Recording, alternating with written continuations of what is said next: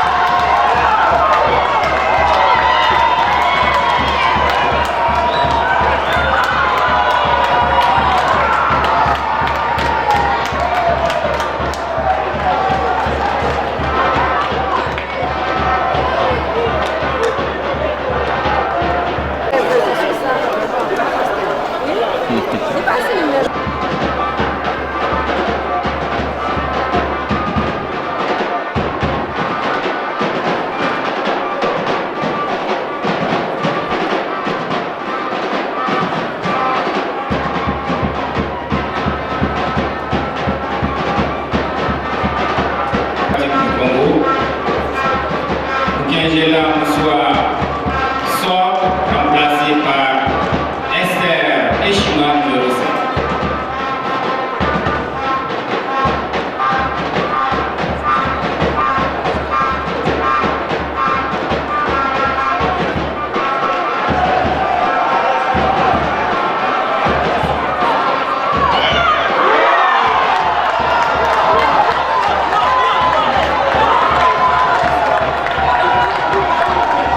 Pour la République démocratique du Congo, Esther Eshima numéro 5, double la marque pour la RDC.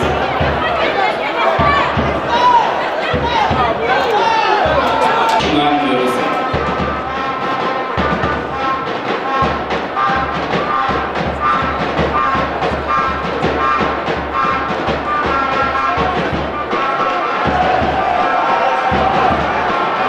À la pause, les Léopards dames U17 menaient déjà par 2-0 en seconde période.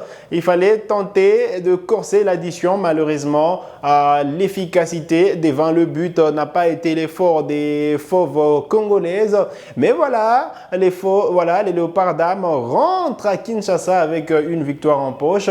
Comme je l'ai dit, au match aller, la RDC s'était imposée 2-0. Une nouvelle victoire donc en déplacement, 4-0.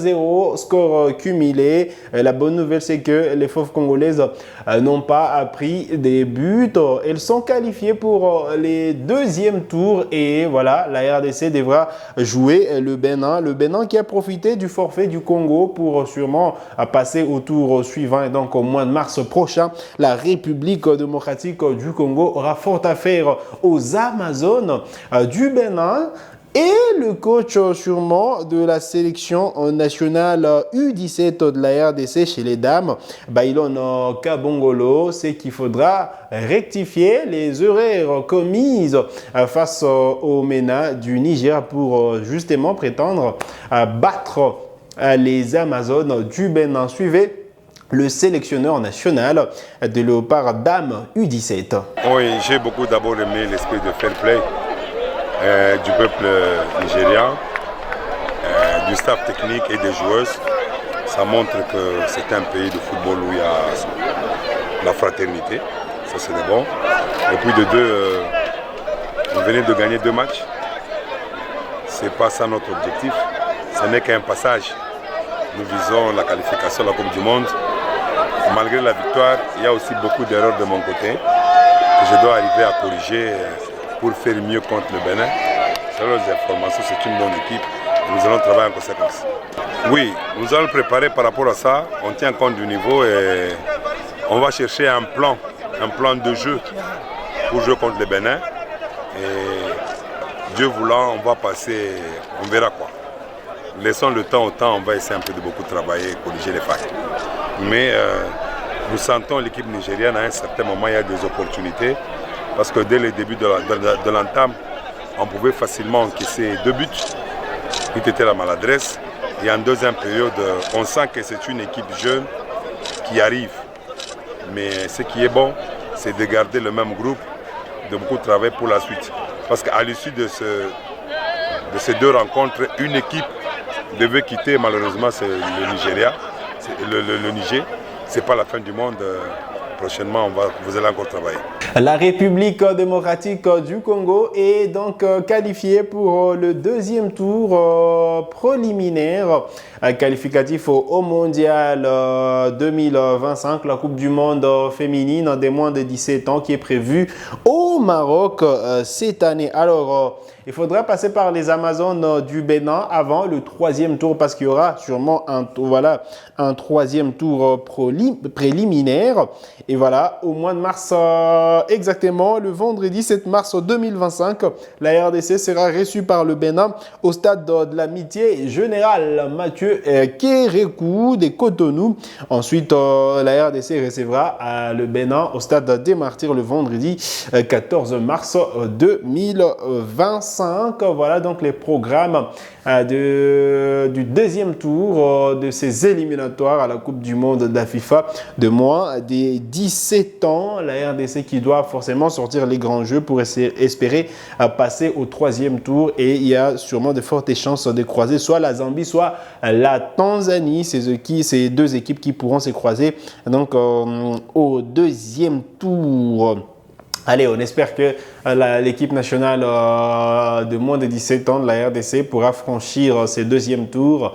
Pourquoi pas aller jusqu'à la Coupe du Monde parce que l'objectif du staff technique reste la qualification à la phase finale de la Coupe du Monde qui pourra avoir lieu pour la première fois sur la terre africaine. Et donc voilà, la RDC, ça fera sûrement du bien à ces jeunes joueuses si elles sont représentées ou du moins si elles sont présentes à cette phase finale de la Coupe du Monde. Allez, on va parler de léopards locaux. Il y a sûrement plusieurs interrogations sur la tenue du stage de préparation qui a démarré depuis le week-end du côté de Dubaï aux Émirats Arabes Unis. Est-ce que le stage aura finalement lieu? Il faut dire que le stage aura bel et bien lieu et Mazembe a enfin accepté de libérer 3 des 4 joueurs convoqués pour sûrement ces stages de préparation. Il y a Sosé Zemanga qui n'a pas voyagé évidemment pour des raisons sanitaire, lui qui sûrement est souffrant. Le milieu de terrain est hospitalisé à la suite d'une crise de paludisme. Il faut dire que Ernest Luzolo, Oscar Kabouit et Siadi Baggio ont quitté Lubumbashi hier dimanche, direction donc Dubaï pour disputer donc pour participer à ces stages de préparation. Pour l'instant, on n'a pas encore de précision si la formation du FC Les Aigles du Congo pourra permettre à ces joueurs d'aller finalement participer au stage de préparation. Il y a sûrement les joueurs de Maniema Union qui sont au Maroc à Casablanca. Donc, sauf changement, ils devraient quitter justement le Maroc direction Dubaï pour ceux qui sont sélectionnés.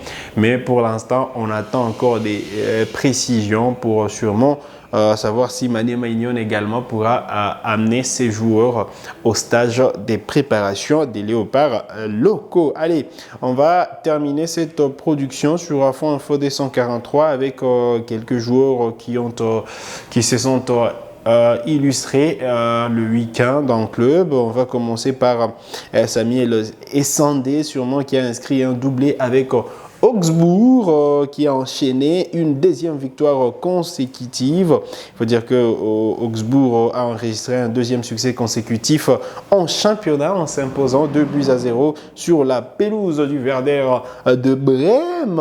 Il faut dire que c'était à l'occasion de la 18e journée de Bundesliga. Samuel Essendé, qui est titulaire, a été décisif en inscrivant les deux buts de la rencontre à la 5e et la 45e minute des jeux. Essendé qui est déjà à 5 buts en Bundesliga et 8 toutes compétitions confondues. Bonne nouvelle donc pour Essendé qui ne marquait plus, mais là sûrement qui a retrouvé l'essence du but. En Angleterre, c'est Edo Kayembe qui a marqué, sûrement lui qui était titulaire et qui a scellé la victoire de Watford devant Derby County. Et voilà, Edo Kayembe a marqué à la 66e minute des jeux. 2 buts à 0 était le score en fin de cette rencontre. Belle victoire donc pour Watford. Et Edo Kayembe, un autre joueur qui a marqué le week-end, c'est Charles Piquet. D'ailleurs, il a débloqué son compteur but pour la saison avec Cremonense. Cremonense qui jouait Cosenza. 3 buts à 1 étaient les scores en fin de cette rencontre de la 22e journée du championnat italien de 2e division. Et puis voilà, il faut dire que Piquet a marqué sûrement son premier but de la saison à la 23e minute des jeux. Voilà donc l'essentiel à retenir, et c'est sur cette note que nous arrivons au terme de cette production sur Afro Info D143. Vous êtes nouveau, nouvelle à la chaîne, cliquez sur s'abonner, activez la cloche de notification pour ne manquer aucune de nos prochaines publications. Likez cette vidéo si elle vous a plu et merci de nous avoir suivis.